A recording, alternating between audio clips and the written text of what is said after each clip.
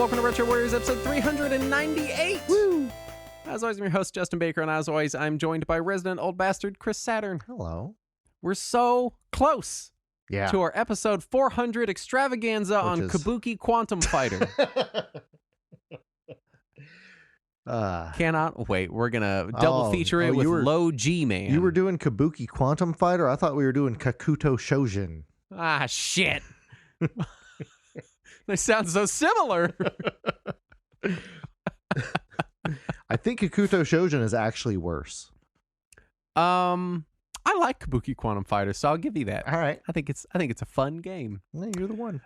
It's fun. Uh-huh. As far as housekeeping, Yes, sir.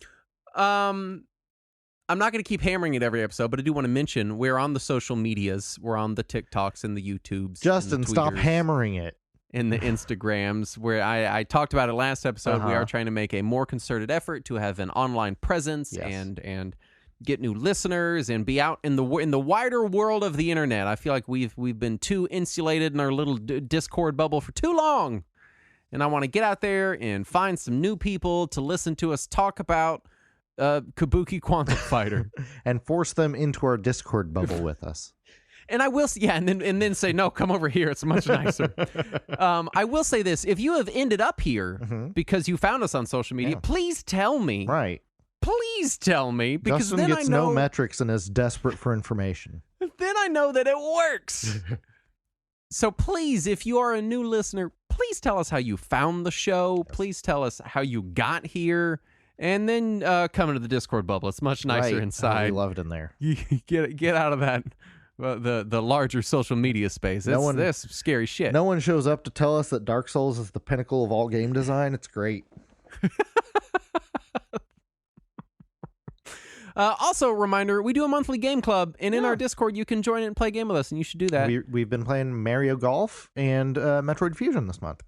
We've got the link to our link tree, which I've discovered, and it's a wonderful thing, where it puts all of our links in one big thing, so you can go find our Discord and all of our socials and YouTube and stuff like that. So right.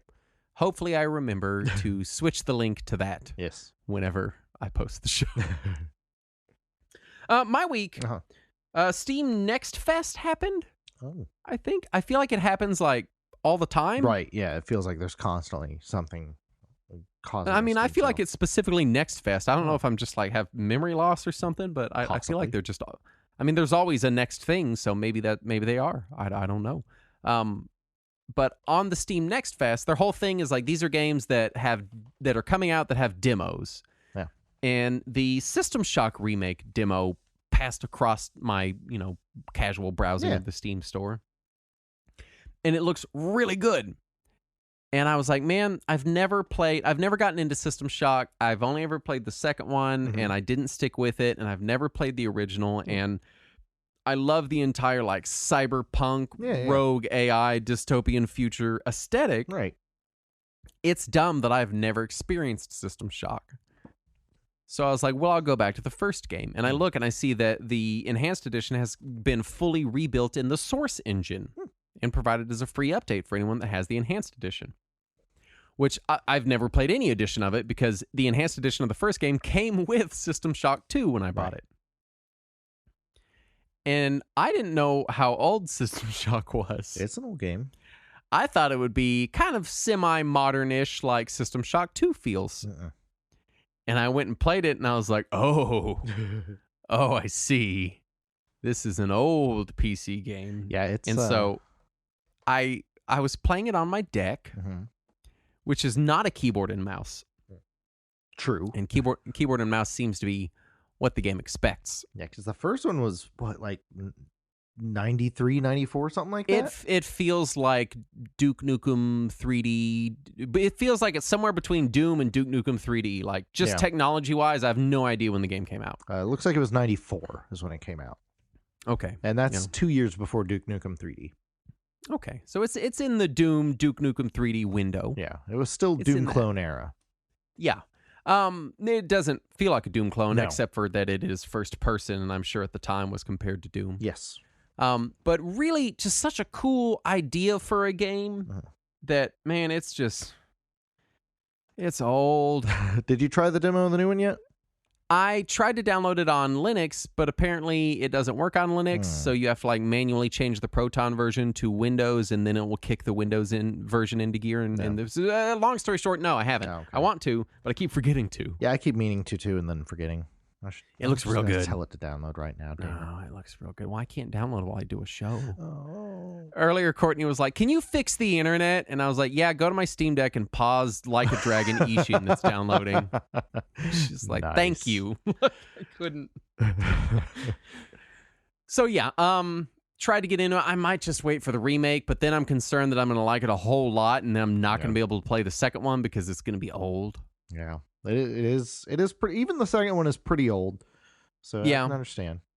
Yeah, so I don't know. It's I want to enjoy it. I want to be there. I want to, so I might just wait for the remake. Yeah. Played a little bit more Shredder's Revenge. Still a good Turtles game. Still a thing I randomly fire up and play a level and then go, that was pretty good. Turn it off. It won a couple of awards for this last year as far as best brawler or best indie game or something like that. That's good. Yeah, that's good. As long as it wasn't in the same running as Streets of Rage 4, then that's correct. It probably was the best brawler in the last year. Streets of Rage 4 was the last. It was a couple of years ago, wasn't it? Okay, good. I don't know. Time is. I don't know. Time is already bad enough because we're getting older, but when you factor in the COVID years, I don't. Fuck, man. I don't know. All right, it's done downloading the demo. I can. Fuck off. I also tried desperately to pirate Diablo 2. Yeah, how'd that go? Here's my thing. I like Diablo. Yeah. I like Diablo 2. Diablo 2 Resurrected is Vicarious Visions, which I like. It's supposed to be a really good game. Right. And Activision had the game on sale for like $12. Yeah. And I was like, I'm not going to install your launcher. Right.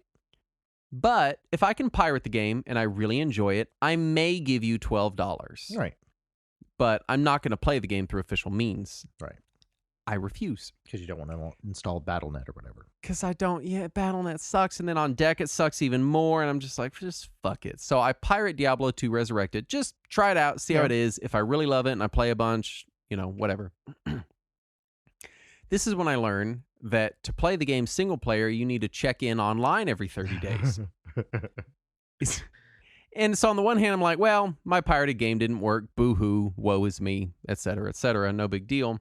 But then I was annoyed that to play my game that I own offline, I have to log in to Battle.net at least once a month. Because I primarily play these games single player, on my deck. And I'm almost never going to log into Battle.net because I'm going to be on my deck. Right. And it's just the whole thing, it just annoyed me. I was irked to a whole new level. And then I just gave up even trying to play the game, and I went back to, the good Diablo clones, Grim Dawn, Titan Quest, Chronicon, et cetera, et cetera, et cetera. So, Activision, if you could make it easier to pirate your games, please, that would be awesome. Or easier to play your games once they're purchased. That would work, too. Yeah, you know what? Why don't you just put them on fucking Steam? Yeah. Well, and then I will play them. Soon it'll be on Game Pass, and it'll be less of a concern. Yeah, there you go. I guess I can play it there. Anyway, what have you been playing? The new Vampire Survivors content came out of nowhere. Yes. And that was solid. Did you play it? I've not yet. No. Okay. I've not yet. There's a new map, which is called Bat Country, and it's just bats. It's just 20 minutes of bats, but they're increasingly difficult bats. This is what I love about this game. Is that in addition to being so good, it's so fucking dumb. Yeah, it really is. And like there's a level called the Bone Zone, and every character is a skeleton. That's the joke. Yeah. It's the whole and you're like, this is fucking great. Like it's the stupidest. It's like Halloween costume level humor mixed in with super fun arcade game design. Incredibly addictive, fun gameplay. And one of the items that you can get in Bat Country gives you a new stat called Charm, and all it does is increase the number of enemies in a level without increasing their difficulty. Oh, interesting. That's very useful. Yeah, so it makes it faster for you to get experience. And then the other item that you can get in Bat Country allows Mortaccio, I think his name is, the skeleton dude, to evolve when he hits level 80. Oh. So instead of just the bone attack, he becomes a giant skeleton. And he just slams the ground and bones go everywhere. I cannot wait. He's my favorite. Yeah, it's I a play lot of fun. him all the time. Well, now I got to play this. Yeah, it's fun. I Other than was that, going to play it anyway. But. Right. Other than that, I haven't had much time for games this week. I've been working way too much. I ended up being in the office today, despite not supposed to be in the office today. And You weren't even supposed to be here today? Wasn't even supposed to be here today. But I did get to see their dumb honor system snack setup. And there's this one of the managers was up there today who's not normally up there. So I was helping him out, making sure he could use our new printers and stuff. And while I'm helping him, he gets a phone call from one of his guys, and I only hear his end of the conversation. So it's basically just like, yeah, okay, that's fine. No, you don't got to tell me. I don't care. That's fine. All right. I'll see you next week. No, it's fine. All right. Bye. And then he gets off the phone. And he's like, this guy's calling in, and he really wants me to know that it's because he's waiting for his couch to arrive. And I'm like, what does that matter? And he was like, I don't know. I don't care about his couch. If he needs a day off, he just needs to tell me he needs a day off. I don't care if he's waiting for a couch, whatever. Yeah. And then like at the end of the day before I left, I happened to see him again. And he's like, oh, hey, come here. And I'm like, what's up? Something broken? He says, no, you need to see this. And I'm like, what is it? And he says, he sent me a picture of his couch, and he shows me a picture of like the stock photo of a couch. He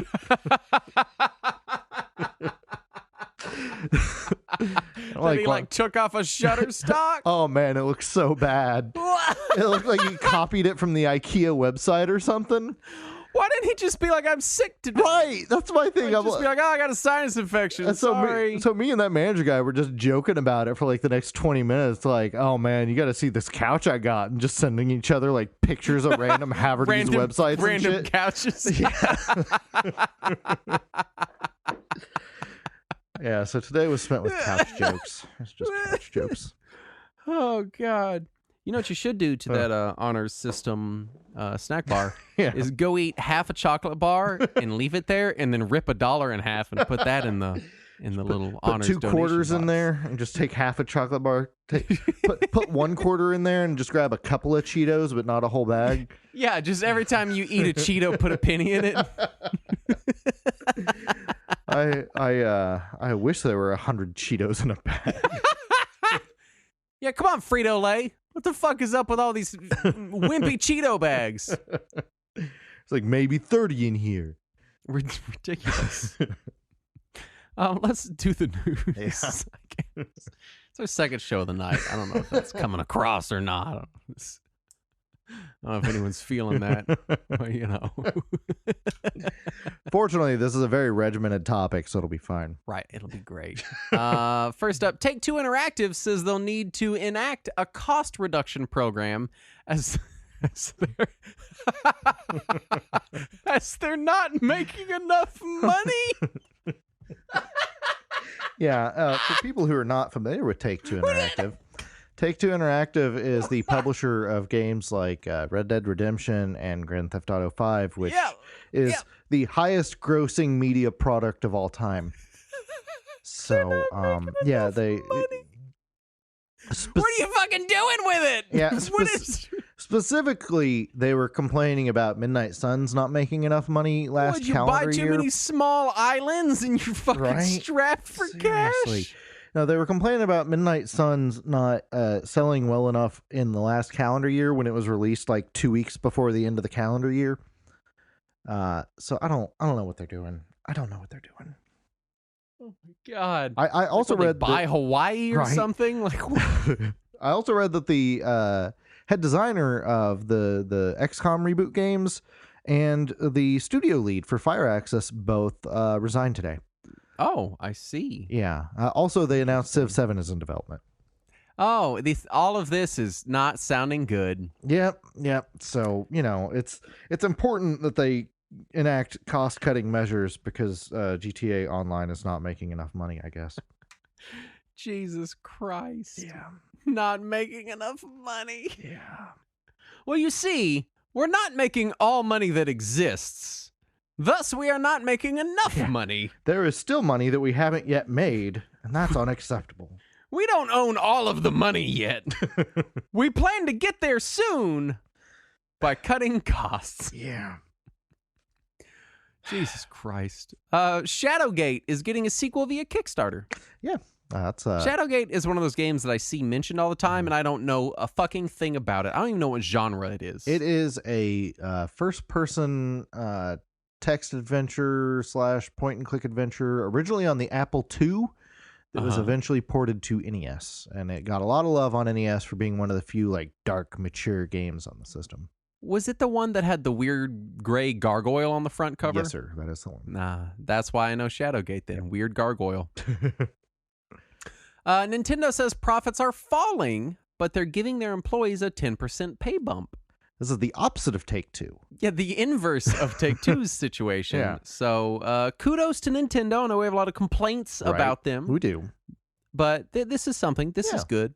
You know, it's good to see a company, you know, that's like, hey, you know, we're not as profitable right now, but we're going to take care of our own. You know? Right. So that's nice to see. Yeah. Earthworm Jim 4. And all the news is so stupid this week. Earthworm Jim 4 and the Amico may be canceled, according to rumors. Oh no! No one could have seen this coming, Justin. It was Tommy Tallarico had it in the bag. I heard that he bought too many pairs of fancy pants, and so then he couldn't afford to make the Amico. You just got this new couch. Yeah, I can't.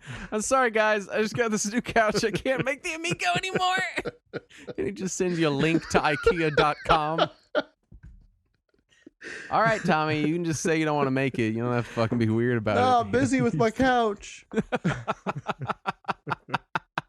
Sorry, I was busy playing real cornhole. You know you could do that? Is it bad that as soon as the Amico was like shit canned, my first thought was I should buy up those Amico games that are currently available because they'll be collector's items. A couple other people in our Discord were also saying that. They're like, oh, I should buy the physical Amico games they released. The minimum amount is $150, though. Jesus. And because they come in a collector's bundle with an Evel Knievel game. God, no, they can keep it. I don't need any of that. God, the Amico is one of those things that 10 years from now, someone's going to sell a prototype of it on eBay, and we're all going to be like, holy shit, an Amico! It existed. They really did use iPod Nanos for controllers. That thing was a piece of shit from inception to death. Yep. And it may not be dead yet. This could be premature rumors, but it certainly looks like it's dead. It has seemed dead for a year. Yes. Ever since Tommy Tallarico left, that's when we knew it was going nowhere. Capcom ported the 12-year-old iOS port of Mega Man X to Android, and I urge you not to play it. Have you played it on iOS? No, I know better. Oh, good. No, I was aware of it when it came out. Yeah. One of the best games ever made. Yeah. And then the second I looked into it, I was like, why? Why do they do that? The stages don't even interact. So if you beat one boss, it doesn't affect any other stages. Great. Like, doesn't that make some of the heart power-ups impossible to get? Yeah. Yeah, it does. What are they doing? Being dumb. I don't know. It's Capcom's on this. Capcom's kind of like a soft Konami. They do mostly all right stuff, and then every now and then you're like, what the fuck are you doing, Capcom? Yeah. Like, what is happening right now? They're like, but I got skateboards.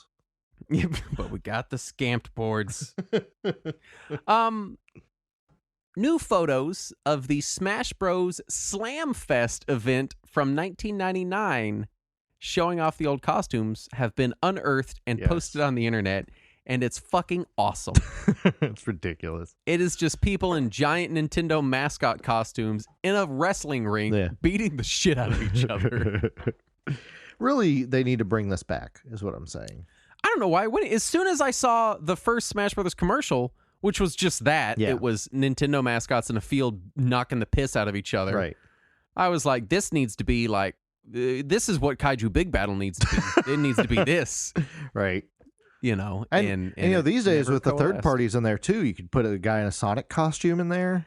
I would feel bad for the Solid Snake and all the Fire Emblem people that are just regular people in a headband getting the shit kicked out of them. I don't know. Do they give them real swords or not? I mean, obviously, you want it to be interesting, right? So. I don't know. Poor Zero Suit Samus. Sony is adding... Oh, no. Yeah, some would be a little thirsty, huh? Yeah. Sony is adding Legend of Dragoon, Wild Arms 2, and Harvest Moon Back to Nature to PS4 and PS5 via PlayStation Plus. All great games. Yeah. All three of them are great games, Saturn. Okay. First of all, great games. Wild Arms 2 is kind of weak. What? And I'm not a fan of Legend of Dragoon, despite the fact that many people love it. But Wild Arms 2 is kind of weak. I have to admit that. Harvest Moon Back to Nature is fantastic, is though. That's the one I'm the most shocked about. I can't believe that licensing-wise they got that on there. It was on... No, maybe I pirated that. Yeah.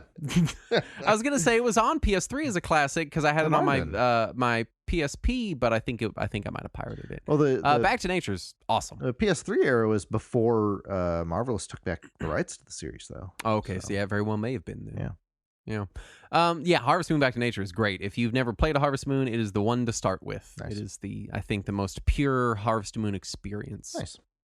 Tetris Effect, Tetris Effect Connected for Switch has received a Tate mode update. That was nice. So you can play it with the old flip grip.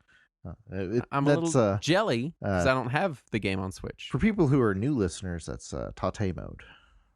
Yeah, but Tate mode. Around these parts, we call it around these mode. parts, call it Tate mode. I honestly meant to say it right. I've just said Tate and taint modes so many times that I don't say it right. Yeah, we're so used to saying taint mode just for the joke that it feels wrong to say it correct now. Though there is a road near here that's William D. Tate Avenue, and every time I pass it, I think William D. Tate.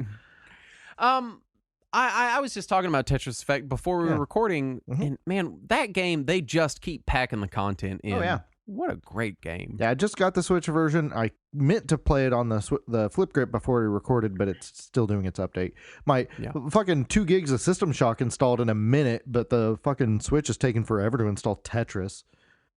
And then finally, the new Mario Kart Bowser's Challenge augmented reality ride at Universal Hollywood recommends, not requires. Are you sure?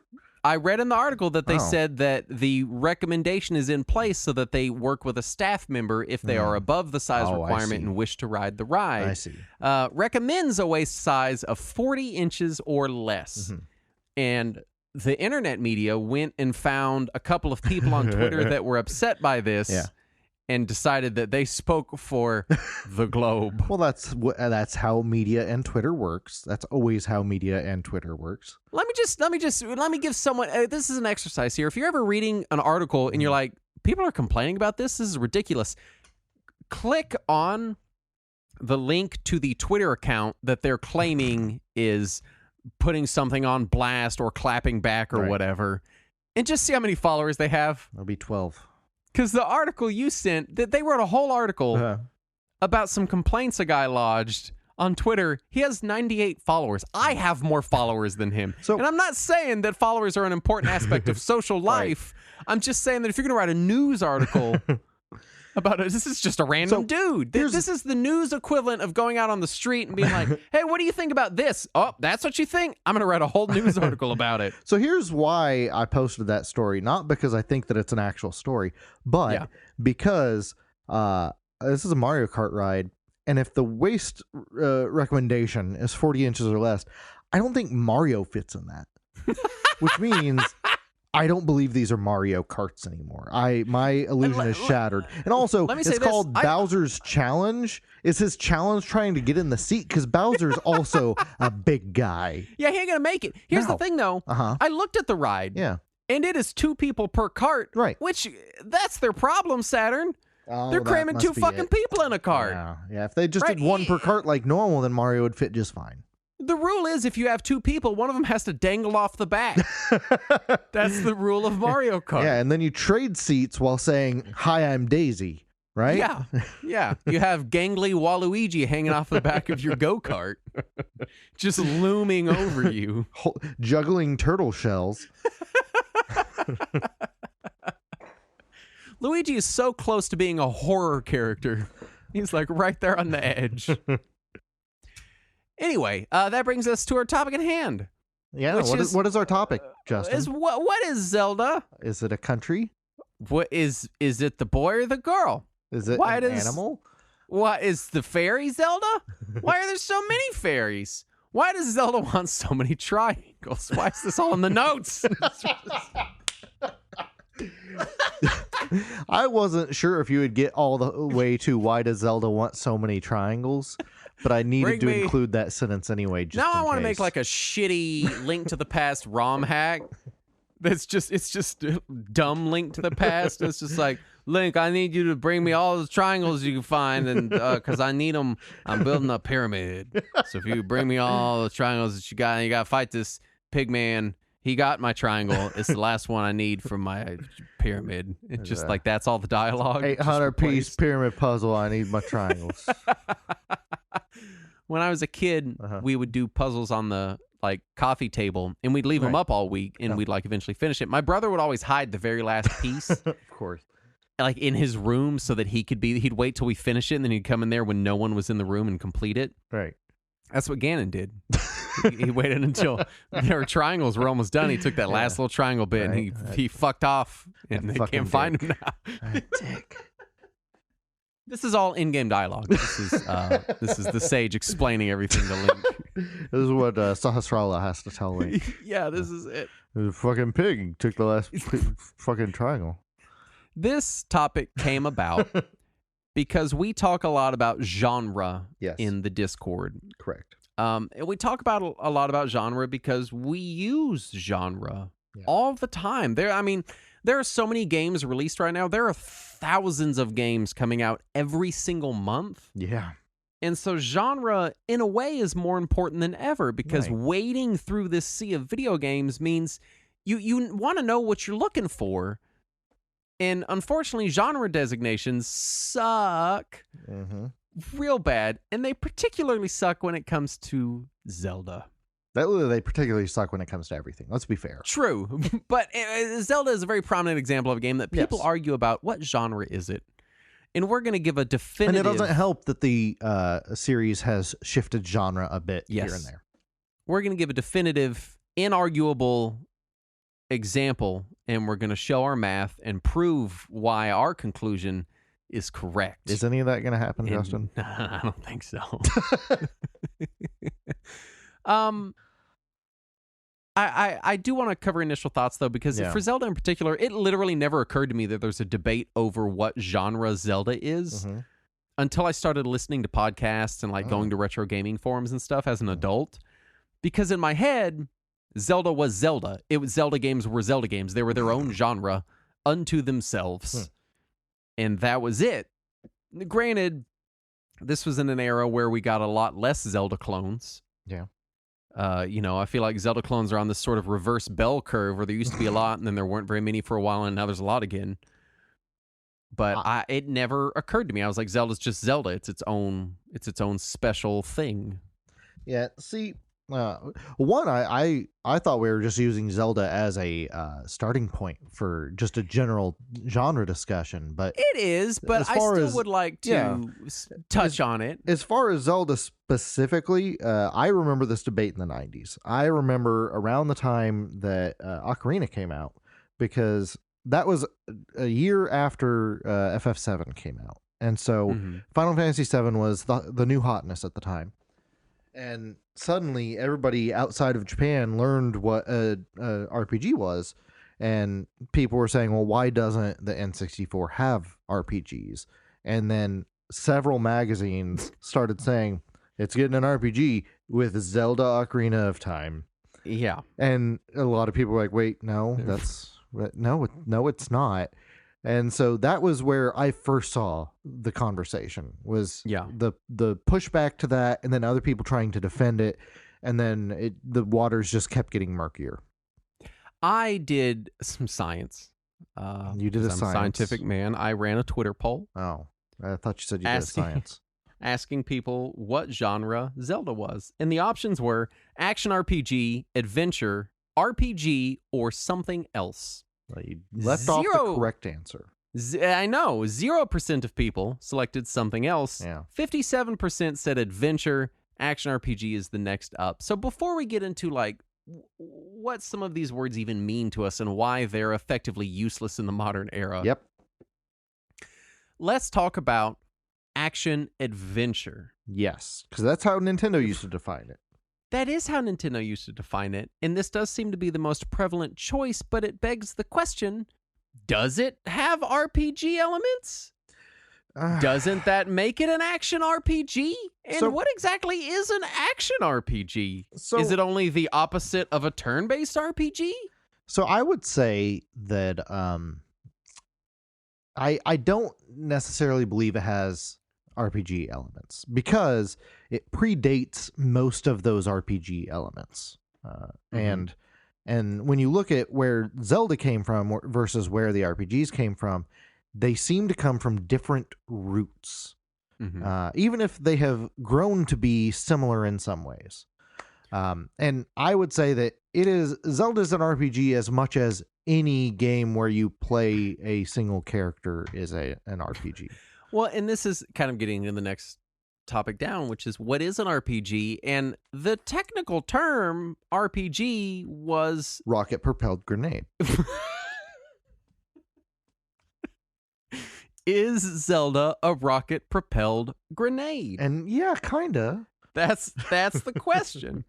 No, is role-playing game. Oh, that RPG, right? Yeah. And it's closer to that than it is the rocket-propelled grenade. The reason that was a designation is that in a role-playing game, you assume a role and are acting as that character, as opposed to a game where you do not assume a role. Right. Like in Pac-Man, you're not really assuming the role of Pac-Man. But you're controlling him. You're choosing his actions and his decisions.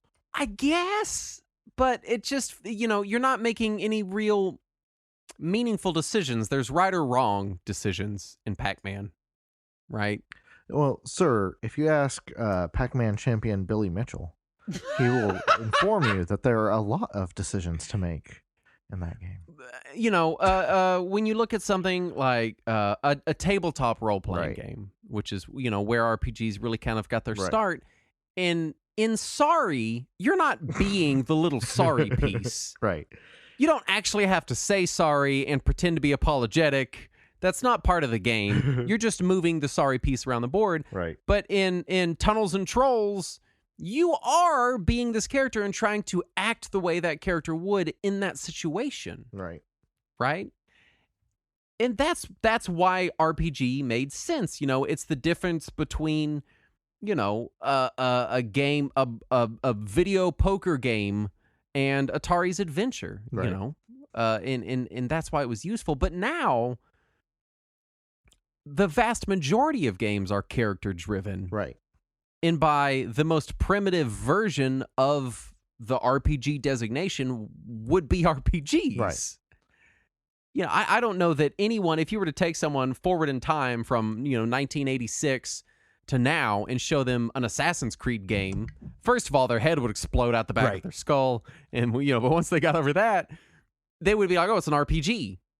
Like that. Yeah, I'm playing the role of this character. There's a story. I have to get different upgrades and items, and I do combat and stuff. This is a role-playing game. This is just like D&D, where I'm this guy in this world trying to, be this dude. Yeah, a lot of people who weren't around, or at least weren't paying attention in the early 2000s, may have missed the point when RPG elements leaked into literally everything. Yeah. And it started, the first time I remember hearing it in a more common game, and a definitively not RPG game, was Devil May Cry. When the first Devil May Cry came out, everybody was like, "Oh, it has RPG elements because you can gain these souls and use them to power up, upgrade your weapons and stuff." Right. Yeah. And I was like, "Well, if that's RPG elements, then most games have RPG elements." And then suddenly every magazine was saying, "Oh, this game also has RPG elements," which is a great question. It's what are RPG elements? Everything, apparently. We've established that a role-playing game is a rocket grenade. Very primitively a game in which you are inhabiting a role instead of just, chess is not a role-playing game. You're not like, I am the king and I shall move here. You're not playing a role. That's battle chess. This Lee Trevino's Battle Chess. I knew it. Hey, Battle Chess is an actual game. I know. I just want to talk about Lee Trevino again. And oh God, I forgot the thread is gone. Chess is not. You're not playing a role, whereas yes. An RPG, the difference between RPG and a non-RPG was it was about your connection to some type of narrative, right? Right. And that's what it really meant. And sorry, there is no narrative right. in the fantasy trip. There is a narrative, but in Clue, there's a narrative. There is a narrative, and I would even say that Clue can very much be played as a role-playing game, and often is, and encourages role-play. I would absolutely say that Clue is like a proto role-playing game, because I don't know I've never played a game of Clue where people didn't act like the characters. I've never acted like the character. What? Not once. Why are you playing Clue so bad? Everyone wants to be all fancy. I've never seen anyone do that. No. Really? Yeah. Well, that's the funnest way to play Clue. I've been playing Clue since I was a very young child, and I've not encountered that now. Well, we're going to play Clue, in fact, Saturn. I had a friend who would always play as Miss White, and he absolutely did not sound anything like a woman ever. He, if anything, sounded like the nerdiest nerd you could imagine. So that begs the question then, wouldn't saying something has RPG elements, going off that base definition of what an RPG is, wouldn't that sound like you're trying to say it has story-focused elements, when in reality, when people say RPG elements, they're usually referring to mechanical upgrade systems within the design, which is the opposite of an emphasis on story and narrative. I think what they are trying to say is not so much it's got the role-playing elements of a role-playing game, but rather it has some of the mechanical elements that role-playing games brought to video games. I agree. And that brings us to the conclusion that RPG and RPG elements are referring to two different aspects of what an RPG even is. Right. And that's not even getting into the confusion that happened between Western RPGs and Eastern RPGs. Oh, my God. Which has been a big mess for 30 years. So then the next question is, what is an action game? Action game is one where you do actions. Oh, yeah. I see. So a movie would be an inaction game. So okay, this gets us into a different conversation entirely, unfortunately. Well, no, I don't think it does. If you're pivoting, let me say this.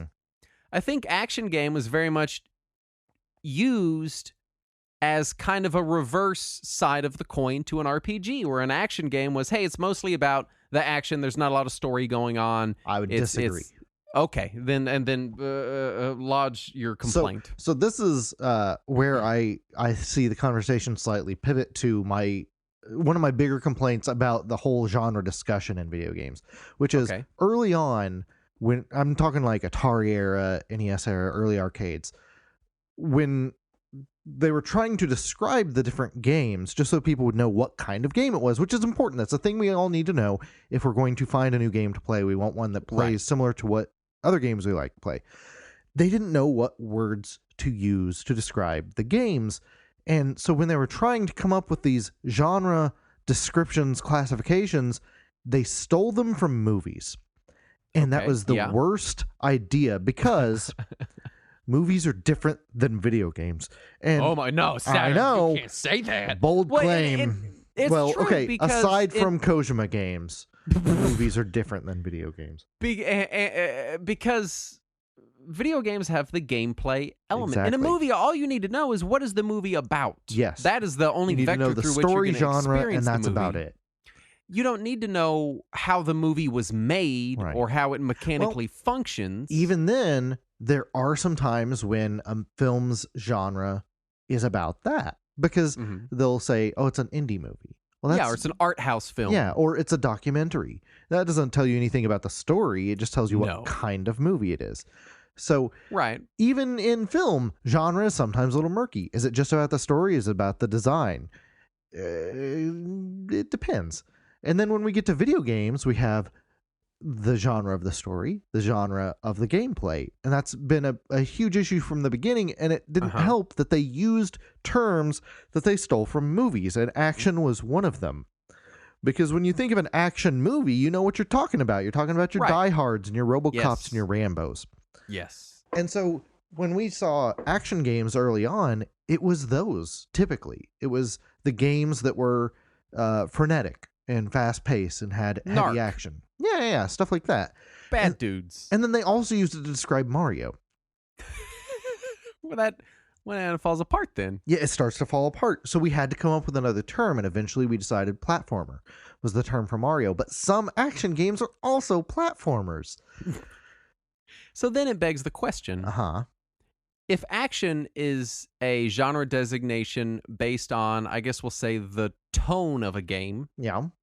Because I don't even want to say story content, because a lot of these action games didn't have any story. Yep. It was just kind of the tone, the aesthetic. Right. Then is action adventure a different genre, or is it them attempting to attach a gameplay genre to an aesthetic genre? I don't know. Because adventure, I feel, cuts either way. Yeah, and that's another thing. They stole the term adventure from film too, but they immediately made it mean something different with games.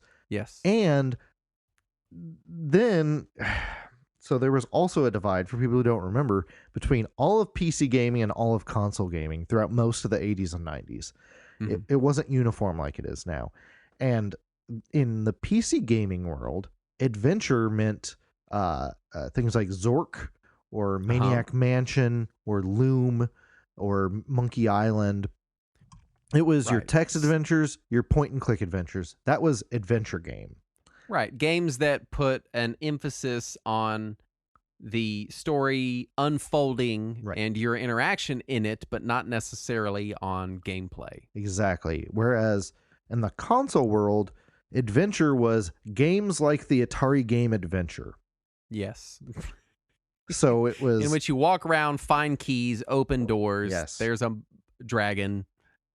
Right. So there was that unfortunate distinction for a long time, but at least if you said adventure and you were talking about console games, you kind of knew what you were after.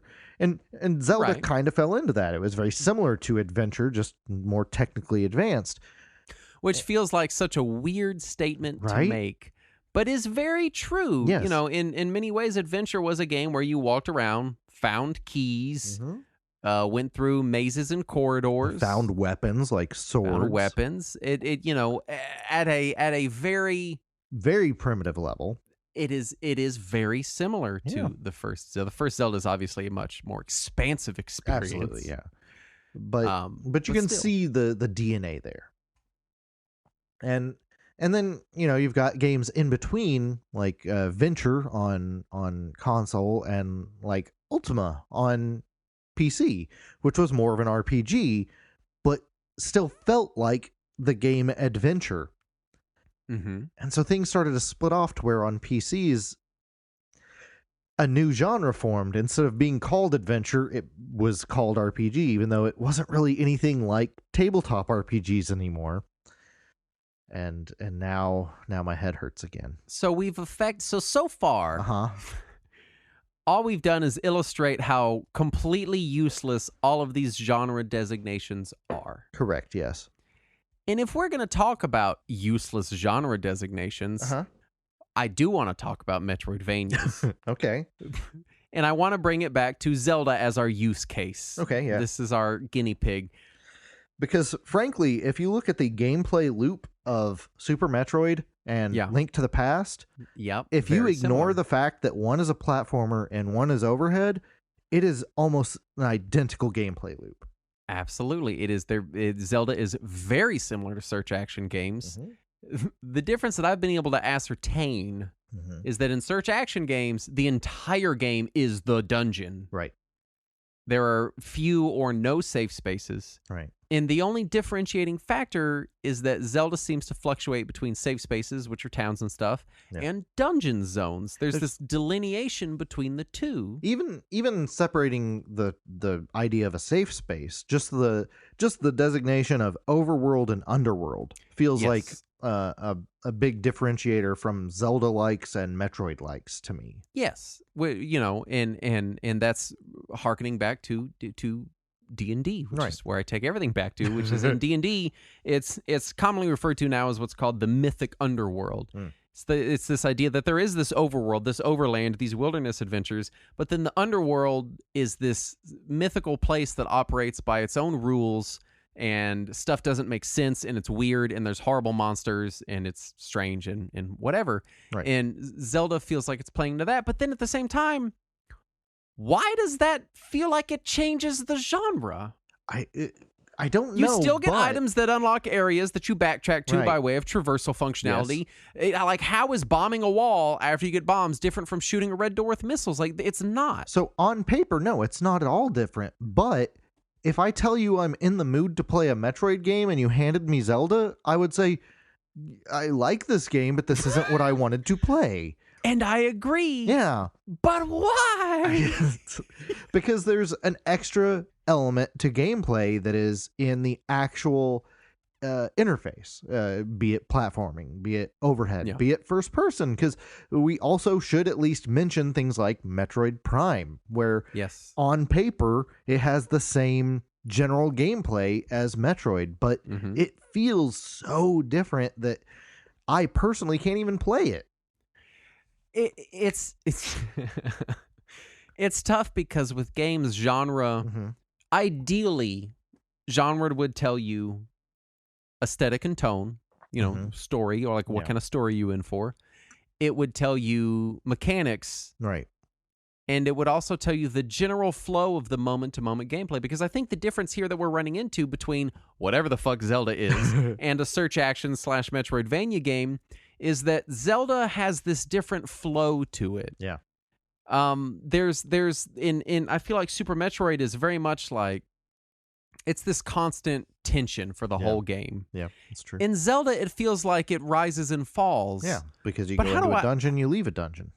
But if that's the only differentiating factor, it feels so weird to not include it. Yeah. And then also there's the unfortunate fact that Zelda has changed pretty drastically, because when you look at Breath of the Wild, there are no dungeons. Well, there's those 3 areas that are kind of dungeon-like, but they're so dissimilar from Zelda dungeons that it's hard to call them that.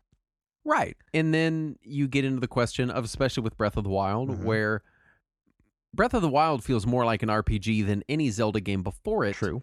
Because of the equipment. This is these RPG elements we're talking about, these mechanical elements where I'm constantly upgrading my gear, getting better weapons, switching different weapon loadouts. That's not a thing that really was in Zelda before, outside of maybe switching between winged boots and iron boots. And like you can even respec in Breath of the Wild and swap out your heart containers for stamina containers. Yes.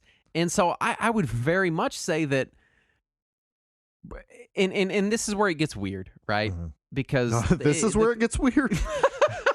Because in my mind, I don't want to call Breath of the Wild an RPG. Yeah. And the reason why is because I am not gaining levels that are inherent to my character, not imparted by gear. Yeah.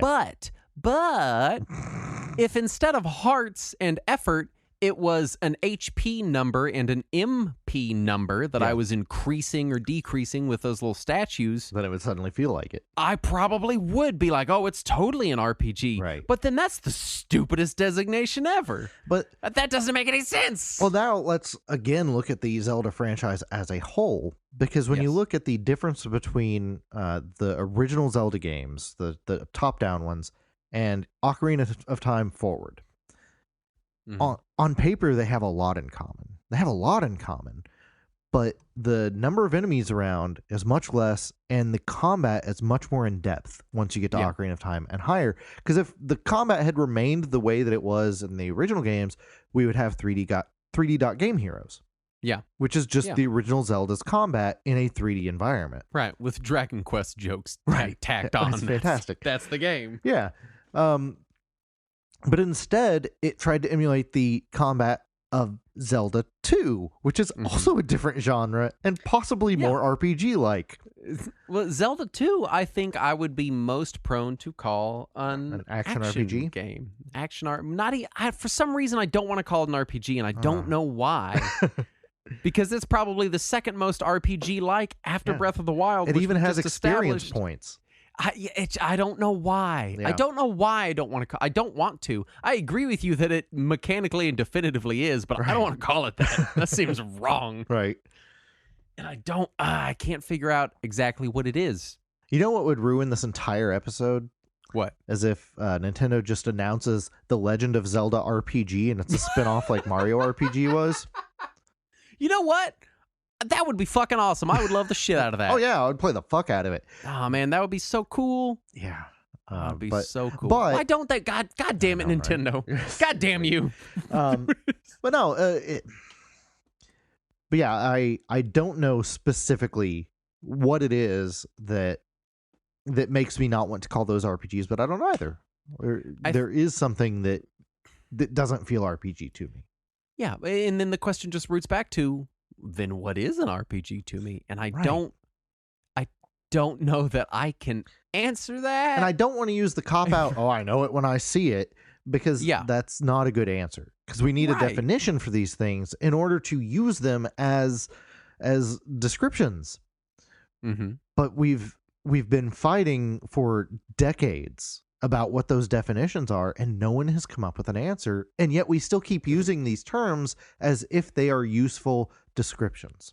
Right. And it's why, I know we make jokes about Metroidvanias, but it's why I prefer the term search action, because I feel like it is a better genre designation than just going, well, have you played these specific Metroid games and or these specific Castlevanias, but not the other ones in these two respective franchises that don't adhere to this one word that we've put together? Well, then it's like those. Like, I don't, that's if someone's like, oh, it's like a Metroidvania, and you're like, oh, yeah, well, I played Metroid Prime Pinball and Rondo of Blood. Is it like those? And you're like, well, no, it's nothing like either First of all, why did you only play Metroid Prime Pinball? No, look, it's a fun pinball game. I do appreciate that the word is stupid. Yes. I will back you up on that. However, it has entered so deeply into gaming vernacular that I don't know that I push back against it anymore, because you see all three console manufacturers on their stores, on their consoles, saying, here's a bunch of Metroidvanias. I think the only reason I push back is because all these other terms are also virtually useless, as we've established. But I think I push back because search action is a better term that does better describe the genre. I think that's why I care, and that's why I've chosen that hill. Like, if we had a better term for adventure games, and I'm like, this is a way fucking better word, I'd be pushing for that. Search action, I do feel, is better. Remember when Koji Igarashi tried to convince us we should call them Igavanias? I am more okay with Igavania than I am with Metroidvania, despite the hubris, and here's why.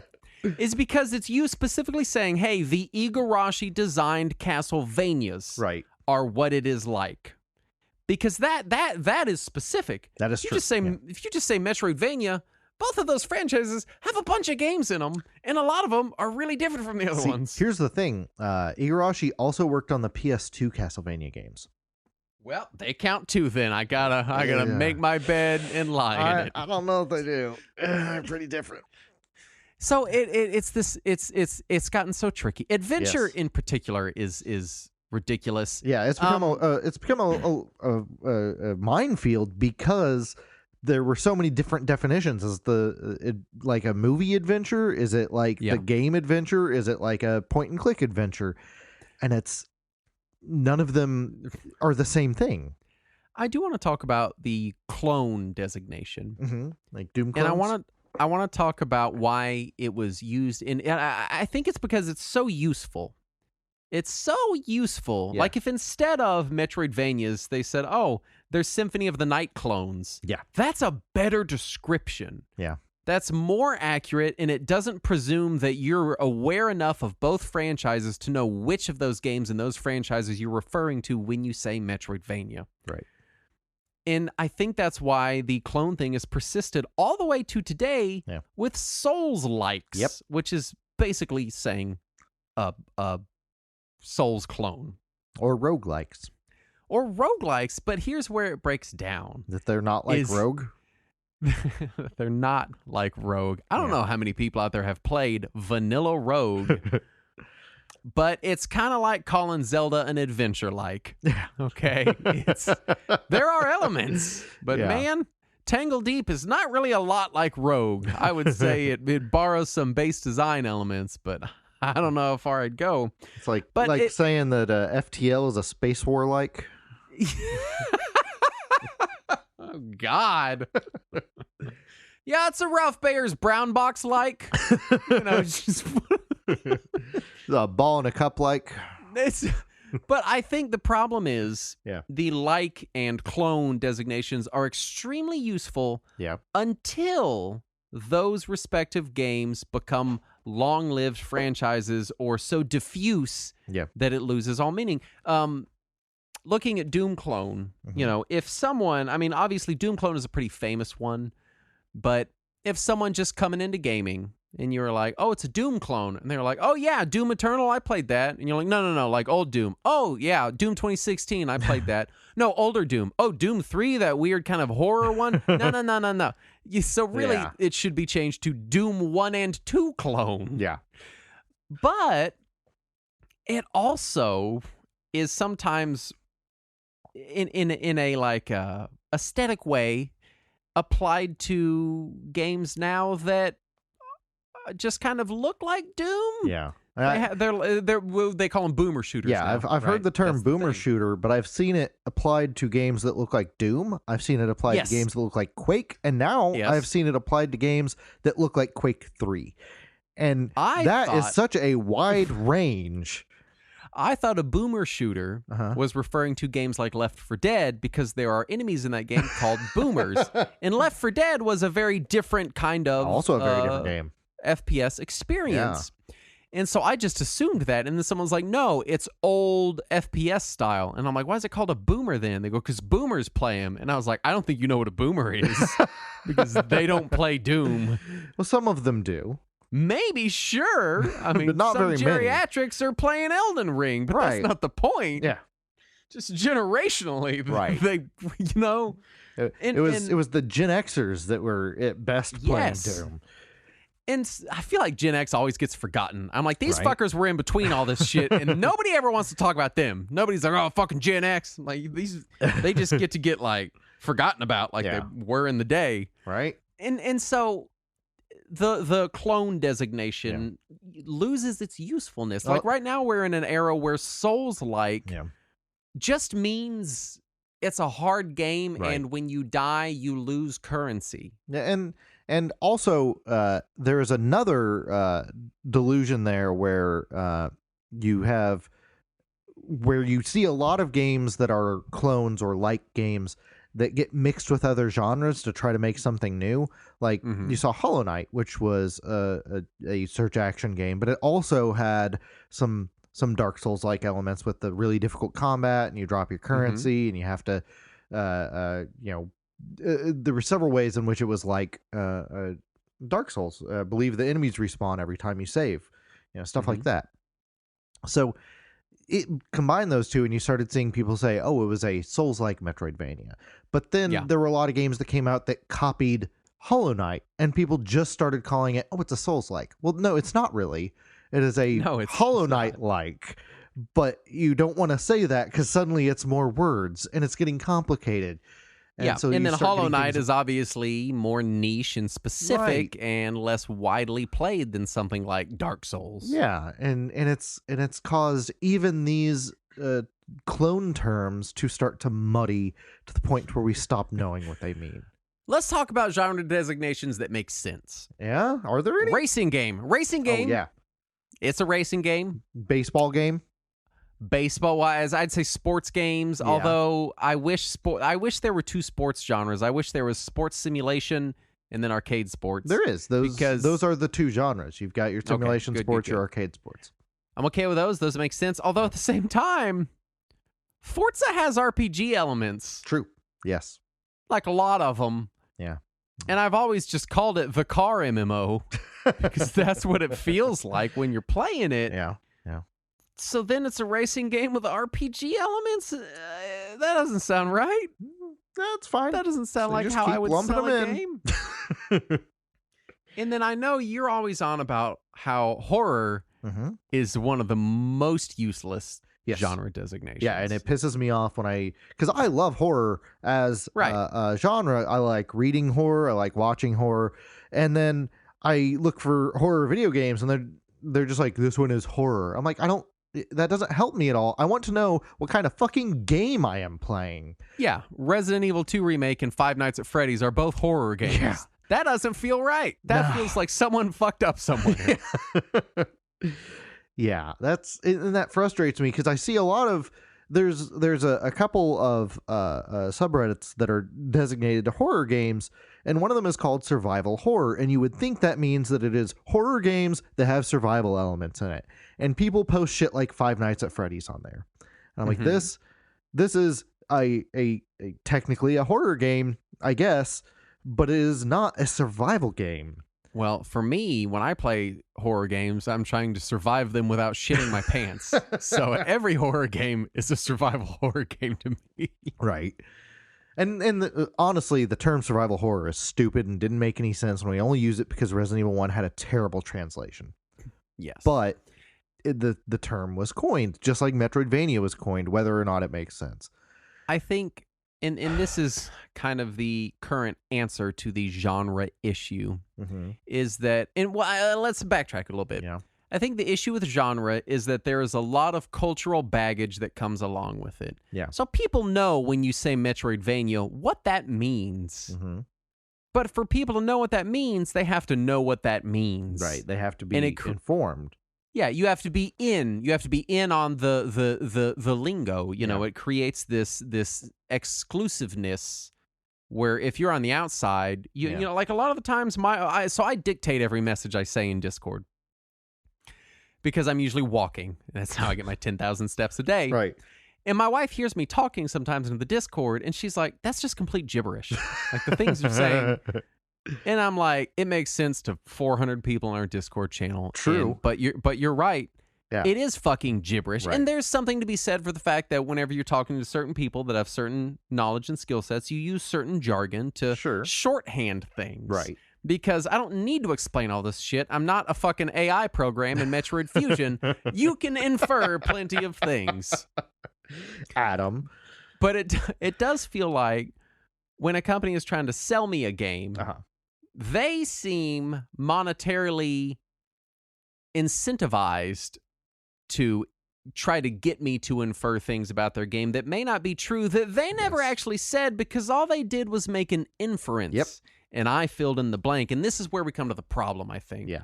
Because you and me talking to each other about Metroidvanias, as long as we know what we're saying, it doesn't matter what the fuck we call them.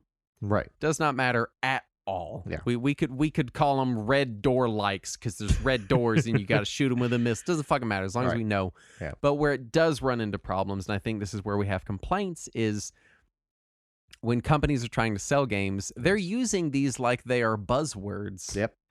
But they have real connotations and meaning behind them and inferences, and there's a culture here, you know, and I hate to use words like gamer culture, you know, whatever. It's just popular culture. It's all one popular culture, but there are connotations behind these things that they are weaponizing to mislabel and push games that don't need these genre designations, or they're just wrong. Yeah, the last time that Xbox had a Metroidvania sale, did you remember the screenshot that I posted of that had like, I remember you posting the screenshot, but I don't remember what was in it. Like Jedi Survivor in was in there, and oh hell, I don't remember what else was in there. I think like one of the Resident Evil games might have been in there.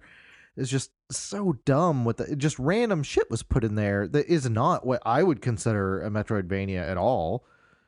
But it's just it's very strange to see them take these terms and just apply it to anything they want, which already these terms already mean so little because of how diluted they are. And then when you just remove their meaning whatsoever, it makes it so hard for the purpose of them for us to find the games we might want to play.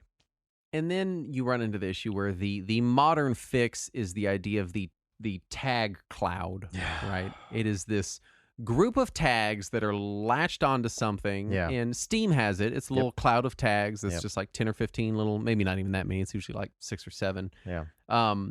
just genre designations. And you can look at those and kind of make an inference. Like if I looked and I saw something that was like Metroidvania, but then also roguelite. Yeah. You know, like something like Dead Cells is a great example of a game that feels very search action-y, but it's also very much trying to be a roguelite, which is its own subgenre beneath the roguelike. Yeah. Which exists in parallel to the Mystery Dungeon games, which are mechanically similar but tonally different. Yeah. Oh my God. Welcome to the 21st century, Justin. But they can be useful. Yes. You know, I feel like what would be more useful, because if we're looking at, let's be honest, if we're looking at a game, we're looking at it on a digital marketplace. We're looking at it on Amazon or whatever. I don't need you to give me these genre designations. I just need 2 or 3 things that are, what does it play like? Yeah. And what is it tonally similar to? If there is any story at all. There might not be a story. It might be Tetris. Yeah, which is fine. You know, well, obviously Tetris is a story about the Tetraminos trying to find a new home world, Saturn. There's a new trailer for the Tetris movie. Oh, man, I haven't seen it yet. Yeah. I'm excited for it. Yeah. It's going to be cool. Now, the other thing I'll say about the user made Do you think tags, they're going to incorporate the Captain In episode storyline into that? From what I have read, it might just be the story of how Tetris got fought between Atari and Nintendo. So when do they go to the Tetris world? That's at the end. Oh, okay. That's the post-credits scene where it's just a straight-laced documentary, and then at the end they're like, "We've made a discovery." It's just the Hubble deep field, and they found the fucking Tetris planet. It's just Alexei Patanov sitting at his desk, and then Sam Jackson comes up to him and says, "I want you to join the Tetris Initiative." Anyway, well, I'm sorry. What were you saying? Oh no. Now, the user designated tags, they can also ruin a game. Because you have games that have like surprise shifts at the end, which I love that kind of game. And things like Doki Doki Literature Club, which that one's been spoiled for everybody, so it's okay for me to say this. When you look at its Steam page, even though it looks like it should be a cutesy dating sim, the very first tag it has is psychological horror, which is true. That is what it is. But they don't want you to know that. That's the twist. That's the fun part, is seeing that. But then here's the other problem you run into is when that takes Steam people off guard. Is when Steam users use those tags ironically. Yes. To apply them to games that those games are the opposite of. Like when they put kid friendly on a game that's just all Gorn. Yes. Yeah. Yes. Yeah. So or when they reviewed the new Yakuza game to say that Microsoft took away the word Yakuza. Let's bring it home. Okay. What genre is Zelda? It's a Zelda-like. Action adventure. There we go. Answered definitively. It's a Zelda-like. What annoys me is if someone was like, "Oh, I'm playing this new action adventure game," I'd be like, "What the fuck is that? Can you explain it to me?" But if they said I'm playing a Zelda-like, I'd be like, "Oh yeah, okay, like Tunic." I would immediately know what the fuck they're saying. Yeah, and I hate that that's how it is. Yeah, and the thing is that even the term action adventure, which is what Nintendo used to use to define Zelda, I don't think we ever actually said that in this episode, but Nintendo also used that exact same term to define Metroid, which gets us back to, are they the same genre? Yeah. Kind of, but also I think what we've determined. All right, I've got it. Here it is. Zelda is its own genre, but Metroid is a Zelda-like. Done. No. Cut. Print. No, out. No. We've arrived. So here's what I think. I don't know. I think my interpretation of all this is, if I haven't just confused myself tonight, is I think really we need to be looking at 3 different genres for every game. Okay. There's the tonal genre, which some games may or may not have. There's what kind of gameplay loop you have, and what kind of actual gameplay there is. So like tone, gameplay, and mechanics. Yeah, kind of. Yeah. I think that's where I'm at, but I don't have descriptions for any of those things, so don't ask me. The issue is when you run into things where the mechanical systems are very complex and are an amalgam of multiple other games, then what do you put there? You put SimCity-like. Like tone designation, that's pretty easy. Yeah, you can just steal that from movies. It's horror, it's fantasy, comedy, it's whatever. it's That's whatever. fine. Man, I wish there were more comedy games. Gameplay is me too.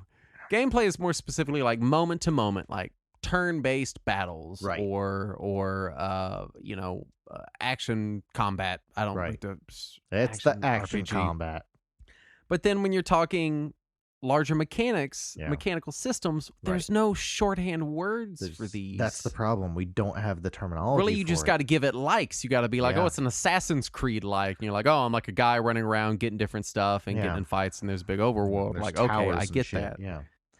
I think that's part of our problem is we just don't have the terminology for all of this, and we have tried to shorthand it so much that we've ended up mislabeling a lot of things.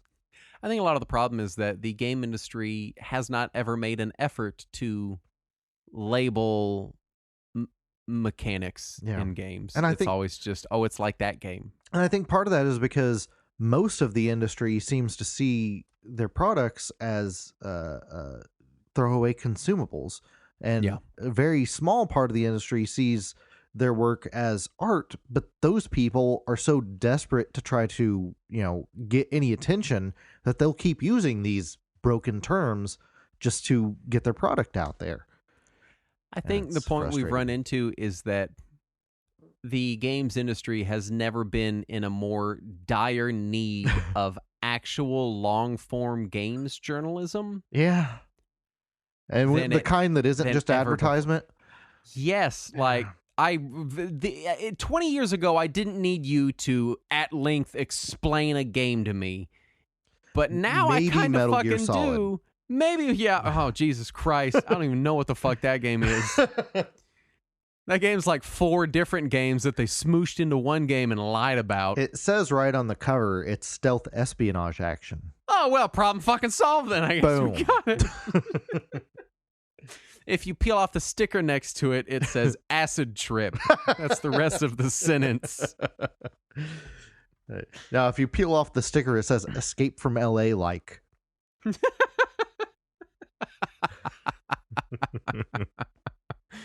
I don't. I'm just confused. Yeah, I feel like I've hurt my own head throughout this episode. You know what I'm not confused about? Your segue? Is that you should go to our Patreon at patreon.com/Retro Warriors. You can get Talking Wizards and uncut versions. I've already said, you know what's there. I say it every episode. You hear me. You fucking know it's there. If you want to go get it, it's there. It's not going anywhere. You'll get a bunch of Retro Warriors likes. Yeah, go get some. Yeah, Talking Wizards is a Retro Warriors like.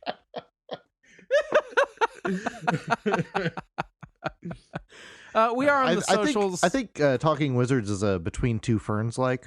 Yeah, that might be more accurate. Just semi-aggressive jokes at one another. We're on the socials. If you want to go do whatever you do on the socials, right? We're there, and we want you to be there too. Yeah, if you want to go tick our talk, we got some ticky talks. That's what my wife calls them. Them ticky talks. We want to thank the following patrons for their kind donations, starting with The Coffee Samurai. And Lee Sparkles. A winner is me. Intergalactic Mayo Force, here to deliver your load of mayo. Oh, finally, my load of mayo. I mail ordered this. Casey McGinty. Mike Rotondo. Norman. Zero Scroll, Fernando Benavides. Chris Minocci. And Chuck Angeline. Are all the patrons that specifically requested this specific episode. Did they? So if you're confused, you can blame them. Hey, Justin. What? Is mayo just a salad dressing like? You know, okay, I take exception with the idea that Miracle Whip is something you would dress a salad with. It's really just a mayo clone. I dress tuna salad and chicken salad with mayo, but I would also argue that those are not salads. Yeah. I mean, let's just be honest. If you're like, hey, do you want a salad? And I'm like, sure. And you give me tuna salad, I'd be like, what the fuck is wrong with you? It's a salad light. There you go. Perfect. We fucking solved it. Well, I think we pretty definitively answered the question at the top of the hour. Yeah. We got there. What is Zelda? It's a game. A problem. It's just Metroid with swords. I mean, what do you fucking want, man? I really want the Nintendo website to update to be like, Zelda release year 87, genre problem. Anyway, thank you so much for listening. We'll be back next week. And as always, let us cling together.